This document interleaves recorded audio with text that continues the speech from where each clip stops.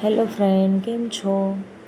આજે આપણે ગણેશ પૂજા માટે થાળી ડેકોરેશન કરશું. તો એના માટે મેં અહીંયા ઘઉંનો લોટ બાંધી અને 4 ભાગ કરી અને અલગ અલગ કલર એડ કરી દીધા છે. હવે હું અહીંયા યલો કલરની રોટલી વણી અને એક પ્લેટની ઉપર આ રીતે પાથરી અને સરસ પ્રેસ કરી દઉં છું. હવે ત્યાર પછી આપણે રેડ કલરના લોટમાંથી રોટલી વણીને તૈયાર કરી અને આ રીતે બાઉલની મદદથી રાઉન્ડ કટ કરી લેવાના છે.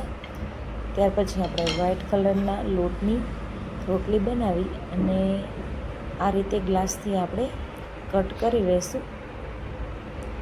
આપણે પરફેક્ટ એક જ સરખું માપ રહે એના માટે મેં અહીંયા વાટકીથી અને ગ્લાસથી કટ કરેલા છે.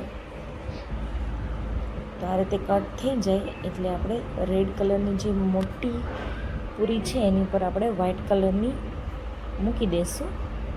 આ રીતે આપણે બધાને તૈયાર કરી દેવાના છે. ત્યાર પછી આપણે એને વચ્ચેથી મતલબ 4 ભાગમાં આપણે એને કટ કરી લેવાનું છે. આ રીતે ફ્રેન્ડ, બહુ જ મસ્ત થાળી ડેકોરેશન બનશે આનાથી. તમે એકવાર ઘરે ચોક્કસ ટ્રાય કરજો. ગણેશ પૂજામાં કે કોઈ જન્માષ્ટમીની પૂજા હોય કે નવરાત્રિમાં ગમે ત્યાં તમે યુઝ કરી શકો છો. હવે આવી રીતે આપણે બધી રોટલીને કટ કરી લીધી છે. હવે બધી આવી રીતે લાઈનમાં આપણે ગોઠવી દેવાની છે.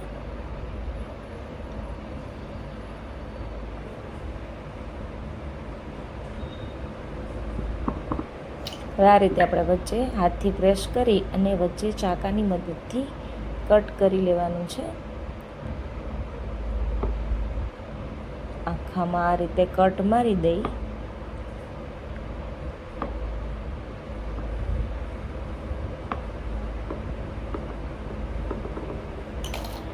હવે આપણે આને રોલ વાળતો જવાનો છે.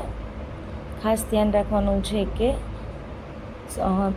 પોચા હાથથી આપણે રોલ વાળવાનો છે. એકદમ ટાઈટથી તમે રોલ વાળશો તો એની જે આપણા ફૂલનું જે પાંખડી બનશે એ સરસ નહીં બને. એટલે પોચા હાથથી તમારે બનાવવાનું છે. હવે આ રીતે થઈ જાય એટલે આપણે વચ્ચે ચપ્પુની મદદથી કટ કરી લેવાનું છે. એટલે આપણા 2 ફ્લાવર તૈયાર થઈ જશે. તો જુઓ ફ્રેન્ડ, બની ગયું ને એકદમ મસ્ત ફ્લાવર. હવે આ રીતે આપણે એની પાંખડી ફરતી ખુલ્લી કરી નાખવાની છે. હવે આપણે જે ડીશ તૈયાર કરી હતી એમાં આપણે આ રીતે 4 ફ્લાવર ગોઠવી દીધા છે. હવે ગ્રીન લોટમાંથી રોટલી બનાવી અને એમાંથી આપણે પાન બનાવવાના છે. આ રીતે આપણે કટ કરી લેવાના છે.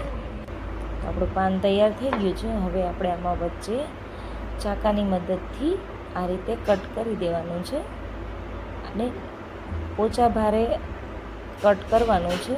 બસ આ રીતે આપણું પાન બનીને તૈયાર થઈ ગયું છે. હવે આપણે આમાં ગોઠવી દઈશું.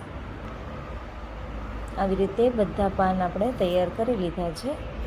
હવે સફેદ લોટમાંથી અને લાલ કલરનો જે લોટ છે એમાંથી આ રીતે આપણે લાંબુ રોલ બનાવી અને બેયની આટી વાળી અને ફરતી ડીશને ગોઠવી દેવાની છે.